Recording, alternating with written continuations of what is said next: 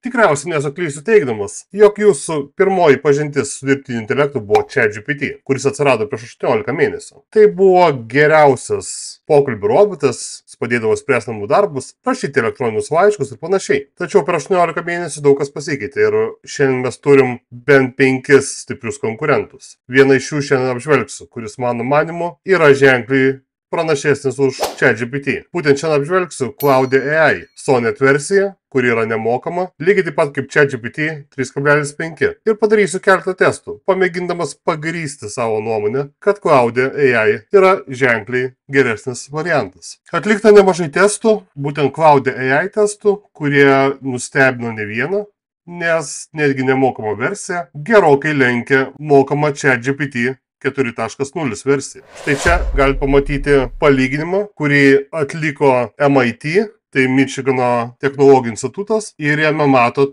kaip Claude AI lenkia kitus modelius. O čia padariau paprastą Excel lentelę, kurioje pažymėjau, kur nemokamas Claude AI Sonnet modelis lenkia ChatGPT 4 ir 3.5. Turiu paminėti, kad ChatGPT 4 yra mokama versija, kainuojanti $20 arba 23 eurus beveik per mėnesį. Ir kaip matot, Claude AI daugumai vietų lenkia. Galite sustabdyti video ir pasidaryti ekrano nuotrauką, kad galėtumėt patirinėti. Taigi, šiandien turim nemokamą ChatGPT 3.5 ir Claude AI Sonnet. Tiesa, Claude AI priklausomai nuo užklausos atitinkumo naudos arba Haiku arba Sonnet modelį. Pasirašiau šiandienai keletą testų, pamėginsim išsirinkti nugalėtoją. Pabrėžiu, kad lyginsiu tik nemokamas versijas. Tiesa, dar vienas momentas, kad visus testus atlikinėsiu lietuvių kalba, ne anglų kalba, taigi vertinsim, kaip šie pokalbių robotai bendrauja mūsų gimtąją kalbą. Taigi užduokim pirmą faktinį klausimą, koks yra Lietuvos plotas. Taigi užduokim ChatGPT ir užduokim Claude. Taigi matom, kad abu atsakė teisingai ir lietuvių kalba yra viskas ok su ja. Claude AI pateikė šiek tiek išsamesnį atsakymą. Sekantis faktinis klausimas, kiek Lietuvoje yra gyventojų. Taigi užduodam ChatGPT ir tuo pačiu užduodam Claude AI.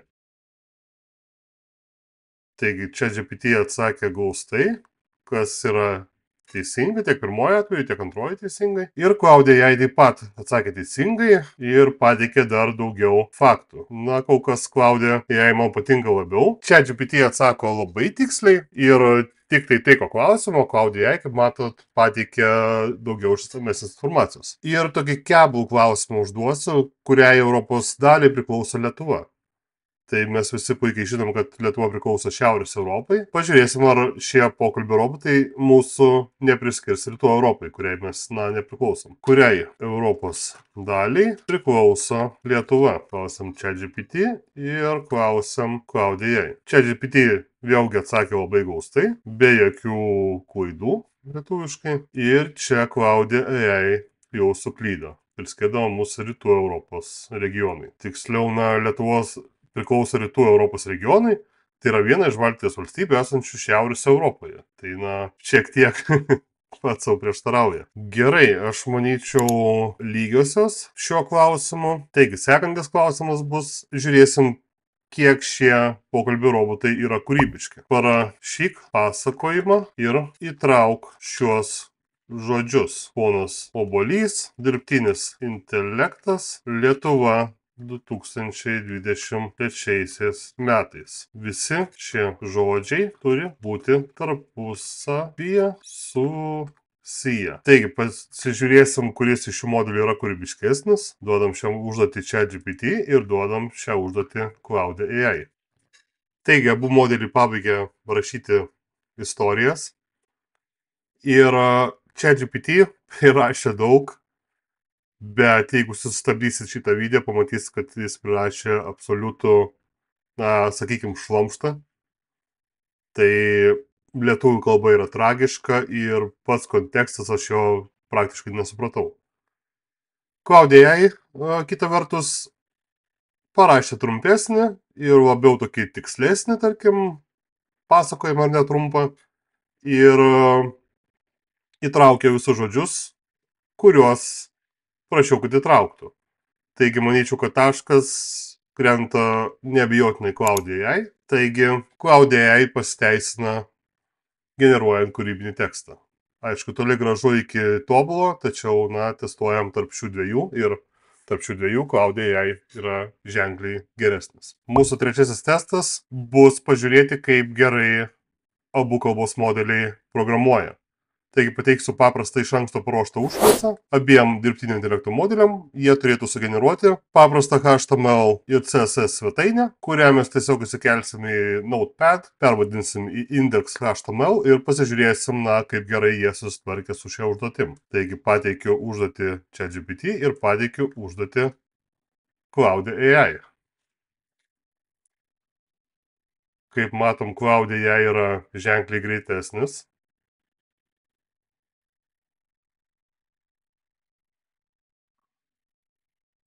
Taip pat skirtumas yra tas, kad Cloud AI CSS kodą įdėjo į bendrą HTML failą. ChatGPT padarė du atskirus failus, tai yra HTML failą ir atskirą CSS failą. Ir matom, kad Cloud AI dar padarė papildomą prašymą. Tai ką mes šiandien pasidarysim? Įsikopijuosim ir tai pavadinsim index.html, tada įsikopijuosim CSS ir pasibandom pasileisti. Taigi, tai kairėje pusėje matot ChatGPT sugeneruotą puslapį, ar ne? Jisai neveiksnus ir padarė panašiai, kaip mes ir prašėm. Taigi dabar išbandykim, kokį mums puslapį sukūrė Cloud AI. Kopijuokim, susavokim kaip Cloud index.html ir pasižiūrėkim, kaip pavyko Cloud'ui. Manyčiau, šiuo atveju tikrai nugalėjo Cloud. Jis parašė gražesnį puslapį. Mes neįvardinom, kaip turėtų vadintis headline, tiesiog, kad tai būtų headline ir title ir panašiai. Tikrai mano manimu tai yra gražiau, štai atidarysiu abu langus, kad būtų galima palyginti. Tai kairiai matom ChatGPT, dešiniai matom Cloud. Vėlgi taškas eina neabejotinai į Cloud.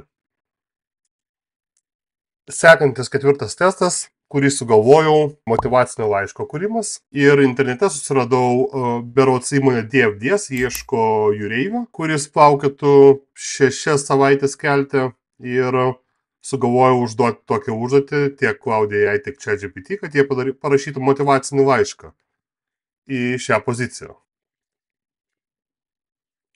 Ir nusikopijuosim, lygiai tokį pat pateiksim Cloud AI. Kaip matot, Cloud AI yra ženkliai greitesnis.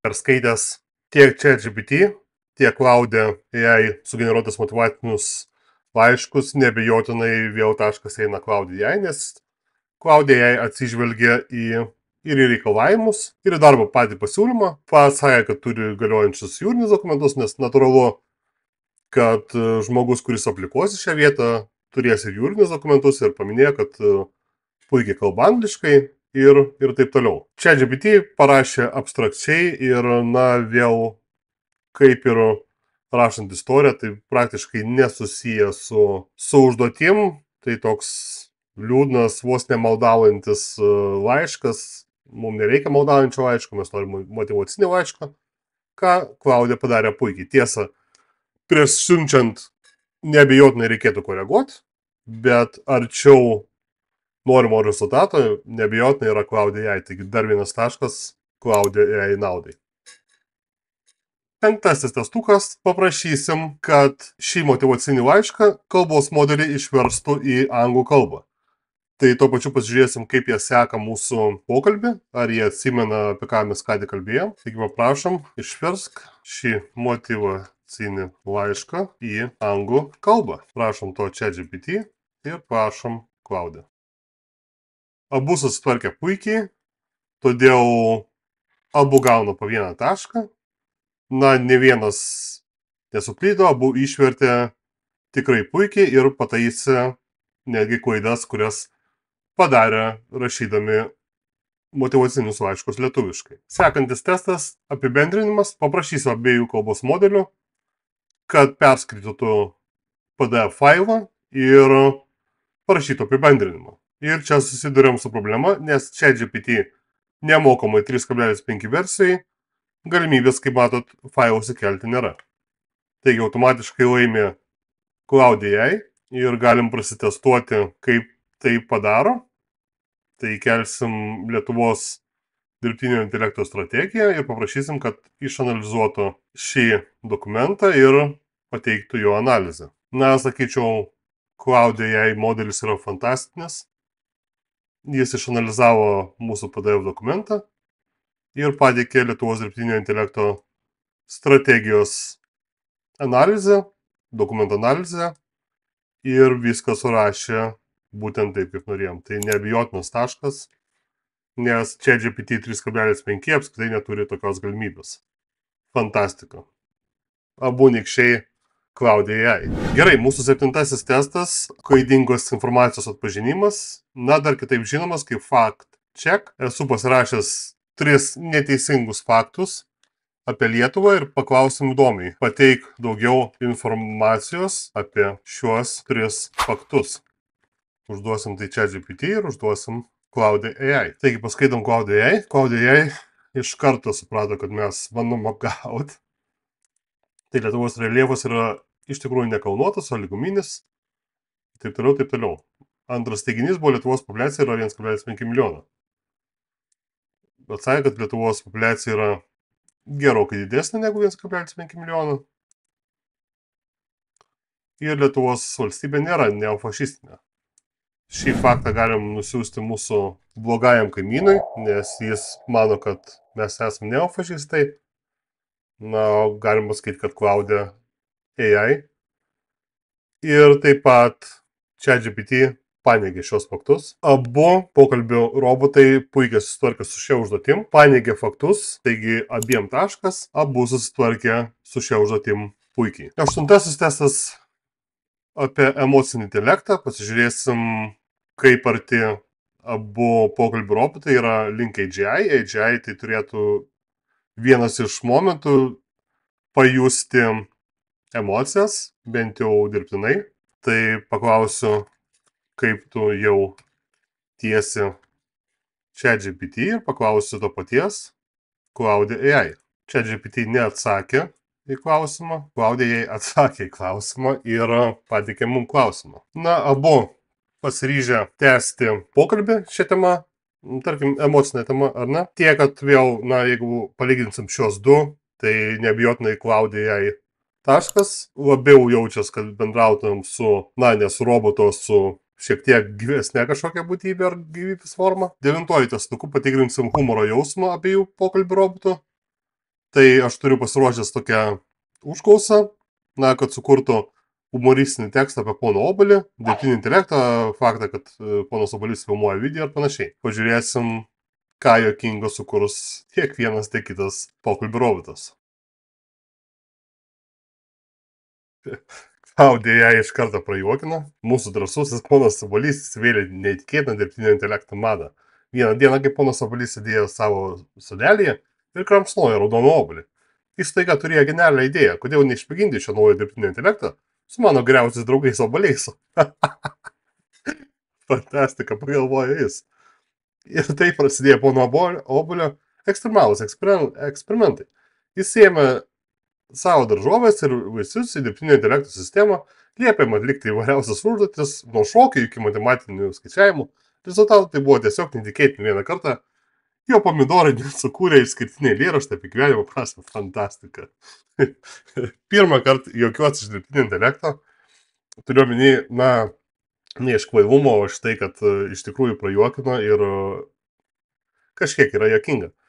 Taigi, o ChatGPT, žinai, ponas Obolys yra įstraukęs dirbtinio intelekto pasaulį, netgi jo duonos trupiniai atrodo kaip algoritmai. Nu, vėl yra šlamštas. Iškart matau, kad tai yra šlamštas. Na, patys matote, Cloud AI lenkia ChatGPT 3.5, kaip matėm iš testų rezultatų, lenkia ir ChatGPT 4. Mano favoritas ir tikiuosi jūsų favoritų taps Cloud AI, nes, na, testai yra nesulyginami. Paskutinis 10. testukas, tai jau nebus testukas, aš tiesiog norėjau vertinti vartojimo paprastumą. Abu modeliai yra labai panašus, abiejose čia viršui galim pradėti New Chat, ar ne, naujus pokalbius, tiek, kad Cloud'e jai turi galimybę įkelti failą, ko ChatGPT 3.5 neturi. Na, manyčiau, abu dirbtinio intelekto modelius yra pakankamai lengva naudoti. Taigi šiandien buvo tiek.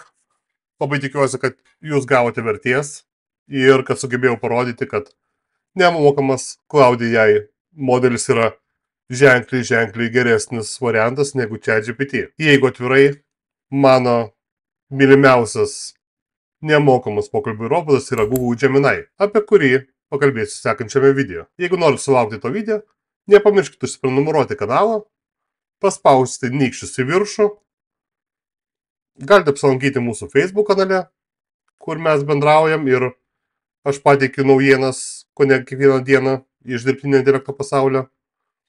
Taip pat galite pasidalinti šio video su draugais, pagrįsdami faktą, kad ChatGPT yra prastas pasirinkimas ir yra daug geresnių nemokamų AI chatbotų. Taigi šiandien buvo tiek.